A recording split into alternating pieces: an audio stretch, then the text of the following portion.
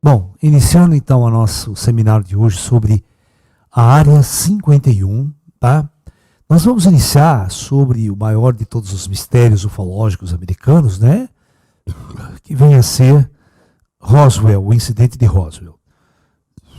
A possível queda de um disco voador na cidade de Roswell. Bom, então, vamos entender esse fato que ele é muito estranho, por causa de uma série de coisas, tá?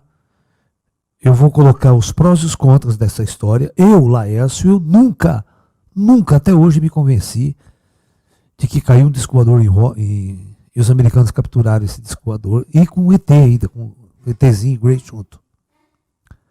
Né? Então, a história é a seguinte, tá?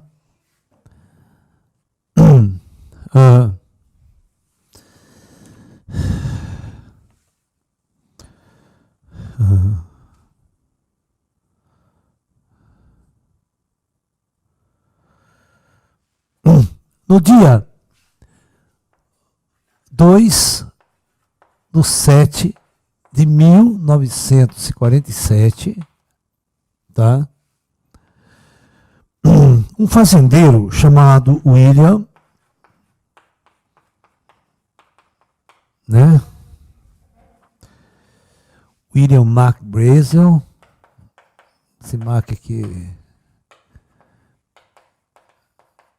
assim que escreve, né? Ele encontra na fazenda dele destroços, presta atenção, destroços que ele mesmo, presta atenção, nesse dia acreditou que era um balão meteorológico.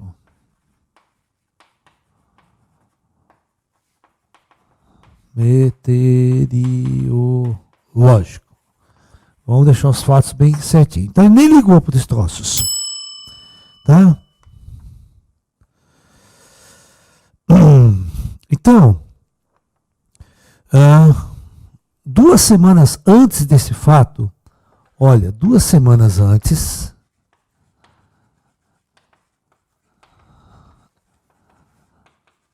o piloto Kennedy, ó,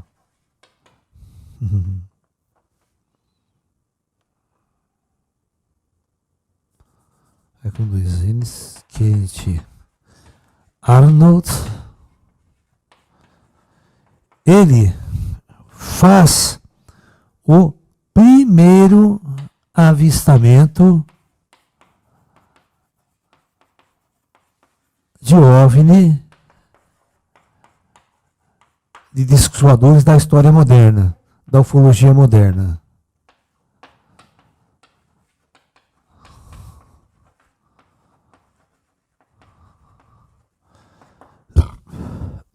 Preste bem atenção no fato. A TV,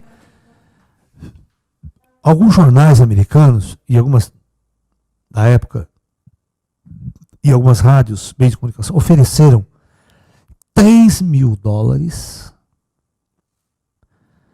para quem trouxesse informações, fatos, fotos, alguma coisa sobre discos voadores. Um prêmio.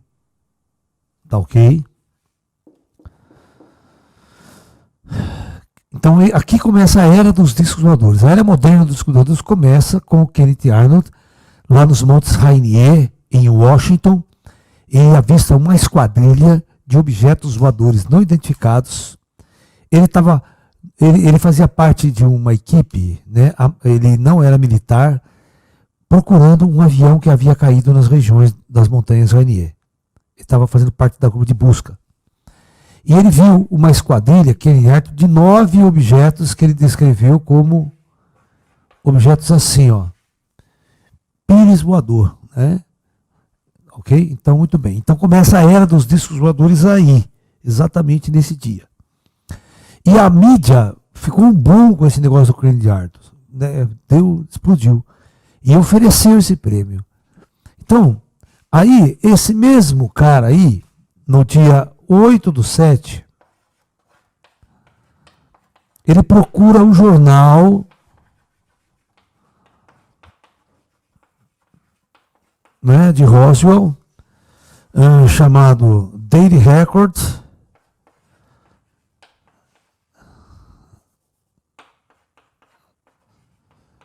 lá de Roswell é uma cidadezinha muito pequena do Novo México, tá? Que publicou em primeira página,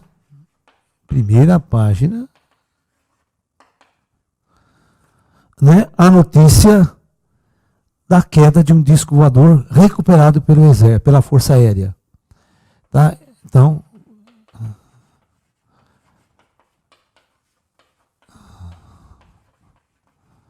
que tinha sido recuperado pela Força Aérea.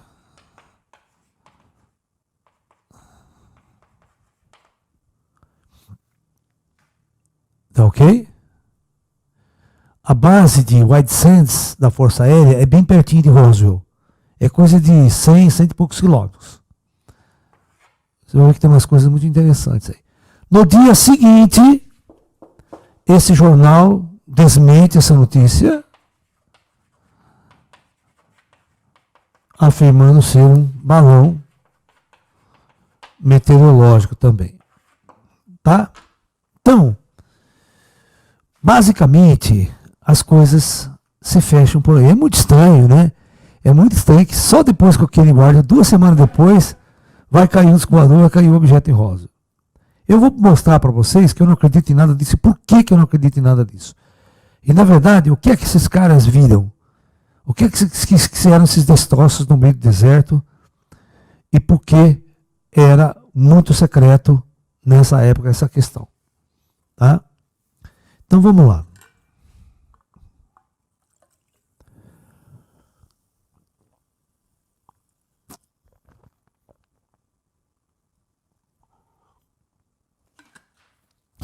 A Segunda Guerra Mundial tinha acabado 2 anos atrás. Ok? Muito bem. Se eu colocar no mapa mais ou menos para vocês vão ter 3 coisas interessantes ali. Nesse lugar de Roswell.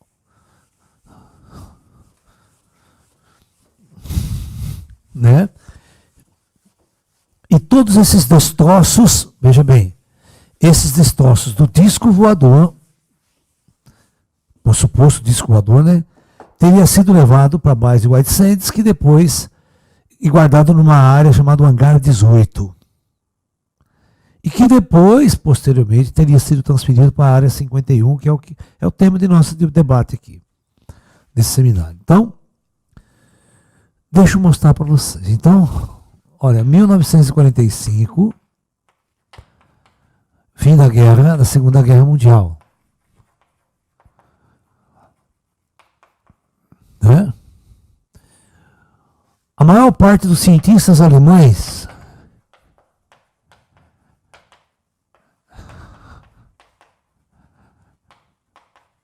foi capturado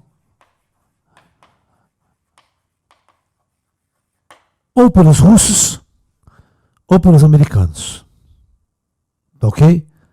Então, os americanos têm uma operação militar na época chamada Operação Paperclip. Então, tem até um filme sobre isso, vocês podem até assistir.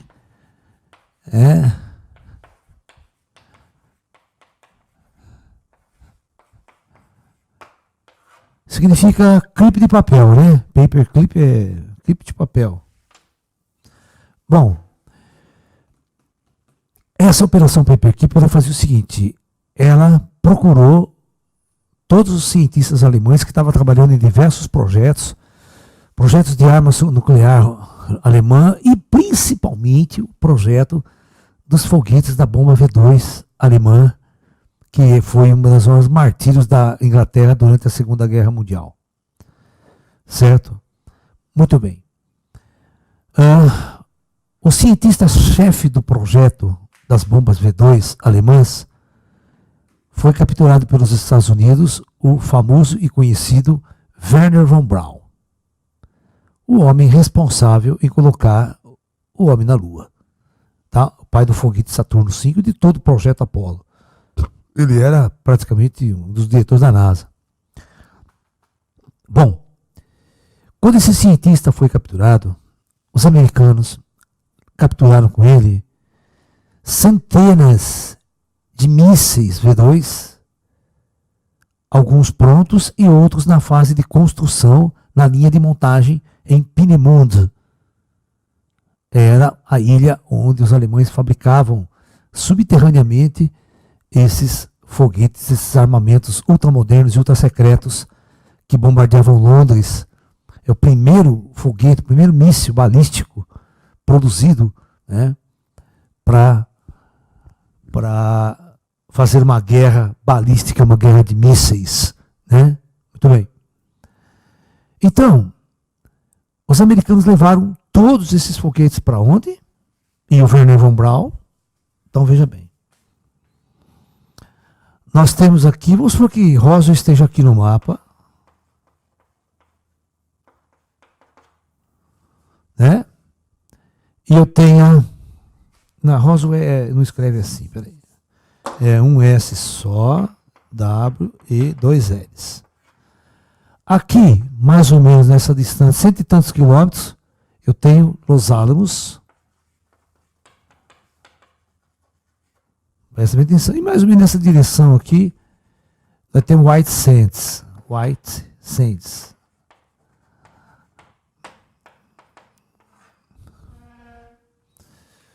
Certo? Aqui é a base da Força Aérea dos Estados Unidos, onde todos os mísseis V2 e o Von Braun também foi trabalhar. Então, presta atenção aqui. Aqui, para quem não sabe, era a região da fabricação e teste das bombas atômicas.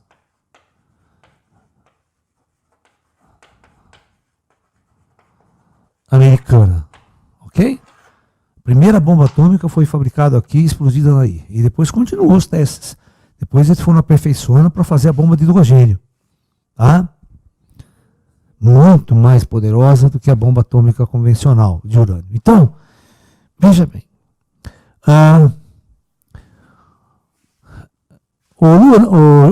Ju, mostra a foto que eu pus aí. Pode botar essa fotona aí. Tá no ar? Deixa ela aí. Deixa ela no ar, então. Tá?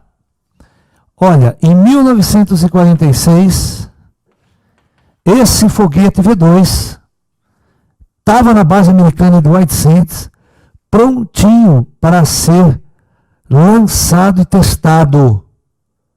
Está aparecendo aí, Luna? Hã? Então, é isso daí que caiu em Roswell. Tá? Não é nem o disco voador. Eles fizeram muitos, mas muitos testes. E eu quero que vocês entendam que esse míssil V2, esse foguete aí, era a arma mais moderna existente na época. Novos materiais. Né? Vocês têm que entender que nessa época nem material plástico eles tinham inventado ainda. Não existia material plástico no mundo. Né? Ninguém tinha Tupperware. Tá? Então esse foguete ele era inovador em termos de material, em termos de peso, em termos de novos materiais inventados pelos alemães, da metalurgia alemã, para produzir um foguete desse. Só que esses primeiros foguetes, eles tinham um problema de navegação. Nem todos, né? Eles não era aquele míssil preciso que você lança ele, você sabe que ele vai cair exatamente a 1 metro do alvo, como os Tomahawk de hoje, como os mísseis guiados por GPS e tal. Meu, aqueles mísseis, eles eram lançados, né? Ninguém sabia onde ia cair essa merda, né? Você está entendendo? E muitos falhavam. E esses mísseis, eles eram considerados, naquele momento, junto com a bomba atômica, porque é ele que ia levar as bombas atômicas ao alvo, entendeu? Eles queriam fazer um míssil intercontinental. Tá? O Coisa já tinha projetado o míssil intercontinental de vários estágios para atingir, né, os Estados Unidos. Os alemães tinham projetado.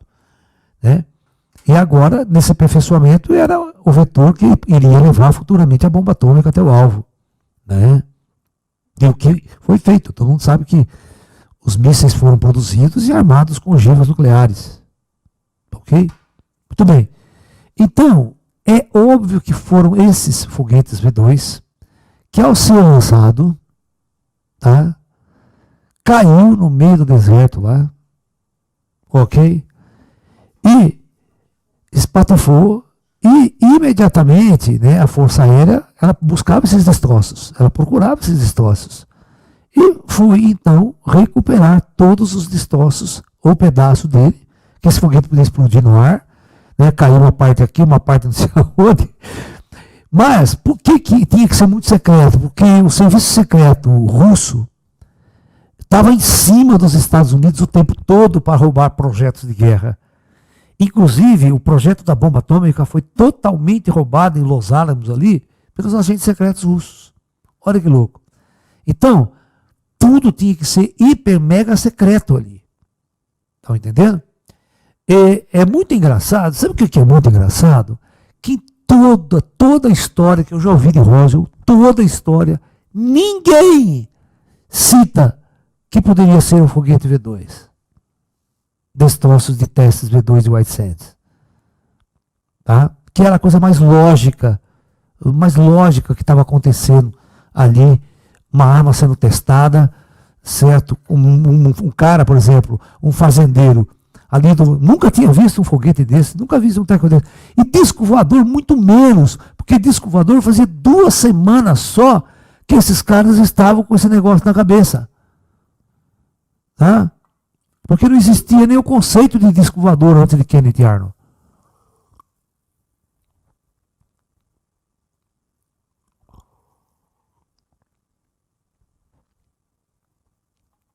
Né? Então,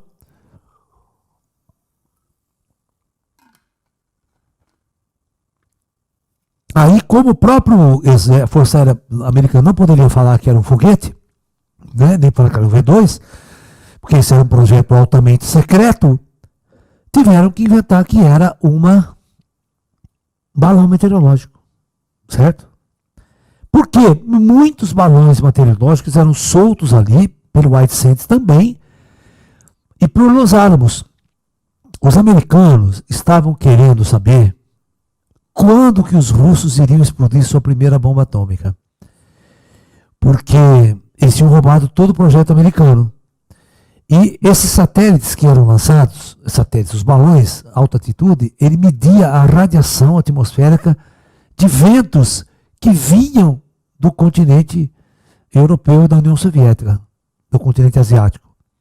E isso poderia, porque não tinha satélite naquela época, você nunca ia saber quando que os russos tinham testado uma bomba atômica com sucesso.